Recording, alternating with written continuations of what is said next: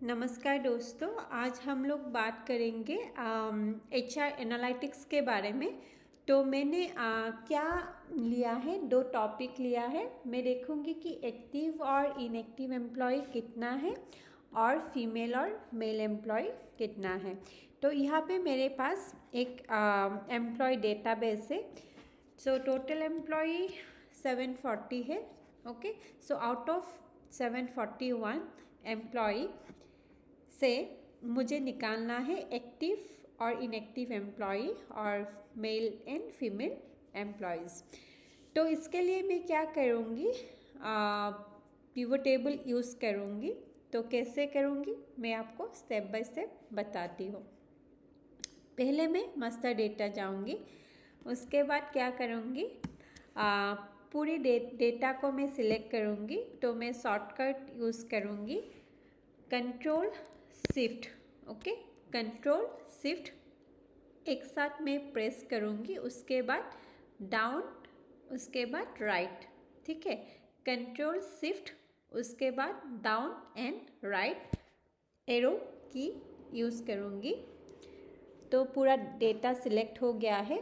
उसके बाद इंसर्ट में जाऊँगी, उसके बाद पिवट टेबल, उसके बाद ओके। तो मुझे एक न्यू वर्कशीट ओपन हो गया है।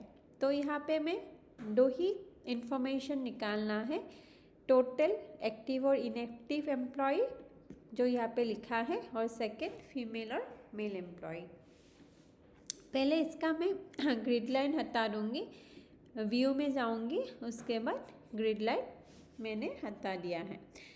अभी मैं क्या करूँगी, टोटल एक्टिव और इनएक्टिव निकालने के लिए स्टेटस में रो में डालूँगी, नहीं तो कॉलम में, किसी पे भी डाल सकते। तो आपको ऐसे हेडर आ जाएंगे।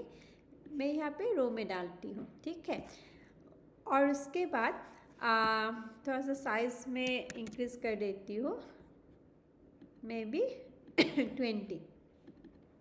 ओके, उसके बाद क्या करूँगी, ये तो हो गया एक्टिव और इनएक्टिव।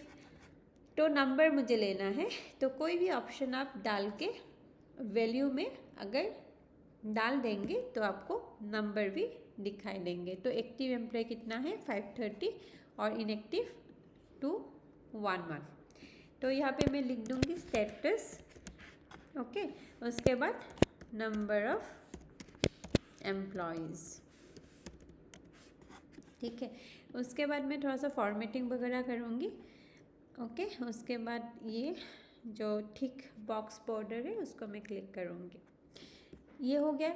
उसके बाद नेक्स्ट मैं क्या करूँगी, मुझे चाहिए था कि ये फीमेल और मेल एम्प्लॉय। ठीक है, तो उसका मैं क्या करूँगी, एक्टिव को ही मैं लूँगी। ठीक है, एक्टिव फीमेल और मेल एम्प्लॉय कितना है, तो यहाँ पे मैं या कॉपी पेस्ट किया है। उसके बाद मैं स्टेटस को यहाँ पे डालूँगी फिल्टर में। तो मैं यहाँ पे ये कर सकती हूँ, फिल्टर कर सकती हूँ।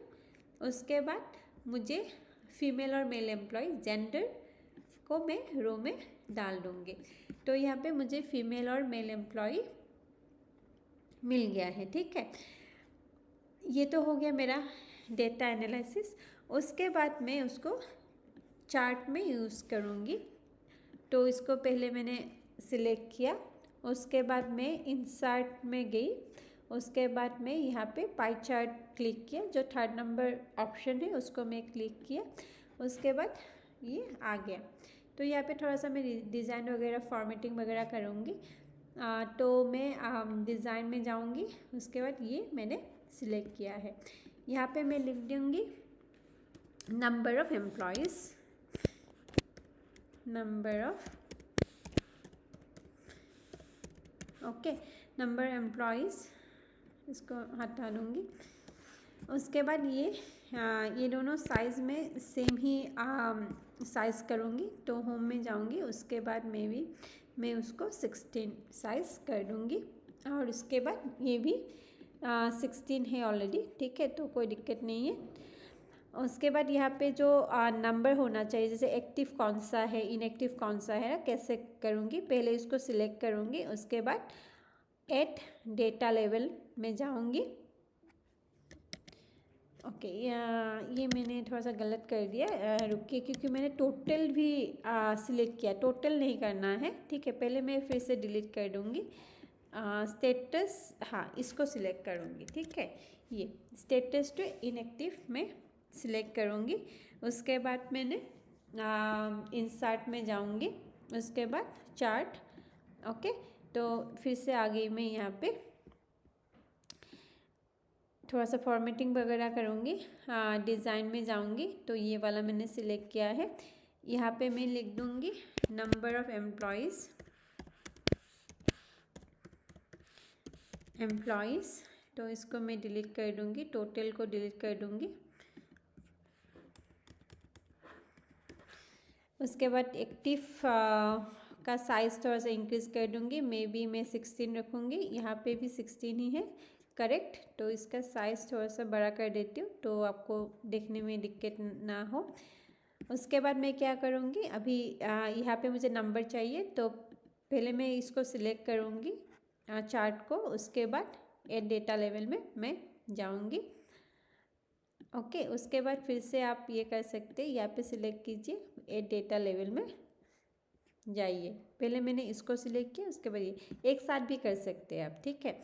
तो इसको मैं यहाँ पे थोड़ा सा बाहर निकाल के रख दूँगी, ठीक है। तो ये दोनों का साइज़, अगर आप साइज़ इंक्रीज़ भी कर सकते हैं, इसके लिए आप थोड़ा सा क्लिक कर दीजिए नंबर में। उसके बाद यहाँ पे मे बी मैं ये इसको 14 रखूँगी, ठीक है। तो ये हो गया मेरा थोड़ा सा मतलब स्टेटस जो एक्टिव और इनएक्टिव एम्प्लॉय है ना, वो आपको पता चल जाएंगे, ठीक है। एक्टिव ये है और इनएक्टिव ये वाला है, ठीक है। तो ये हो गया आपका स्टेटस वाइज एम्प्लॉय डिटेल्स। अभी मुझे फीमेल और मेल एम्प्लॉय भी निकालना है, तो क्या करूँगी, फिर से मैं इसको यहाँ तक सिलेक्ट करूँगी, मेल एम्प्लॉय तक। उसके बाद मैं इंसर्ट में जाऊँगी, मे बी मैं ये सिलेक्ट करूँगी 3D कॉलम, तो मे बी ये वाला मुझे ये अच्छा लगा, तो इसको सिलेक्ट करूँगी। उसके बाद डिज़ाइन में जाऊँगी, ये वाला मे बी लेट्स सी, या ये वाला मैंने सिलेक्ट कर दिया। इसका भी साइज़ थोड़ा सा बड़ा कर दूँगी, ये सब जो है ये सब मैं हटा दूँगी। उसके बाद यहाँ पे मैं लिख दूँगी कि नंबर ऑफ़ एम्प्लॉय है, नंबर ऑफ़ एम्प्लॉयज़, ठीक है। नंबर ऑफ़ एम्प्लॉयज़, टोटल को भी हटा दूँगी, और फीमेल एम्प्लॉय ये सब थोड़ा सा इंक्रीज़ कर दूँगी, तो देखने में थोड़ा सा इजी लगे।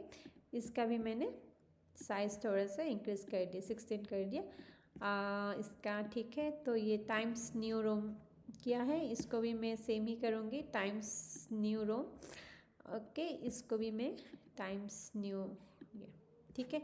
तो ये हो गया आपका एक मतलब बेसिक सा मतलब एनालिसिस, कि आप देख सकते, ओके इनएक्टिव कितना है, ओके 211 एंड एक्टिव है 530, ओके। फीमेल एम्प्लॉय 184 है, और मेल एम्प्लॉय 346 है एक्टिव का, ठीक है। तो ये हो गया आपका डेटा एनालिसिस, आप ऐसे कर सकते हैं। और मैंने कोई एडिट वगैरह नहीं किया है, तो मे बी आपको मतलब होप सो आपको ये वीडियो अच्छा लगे, ठीक है।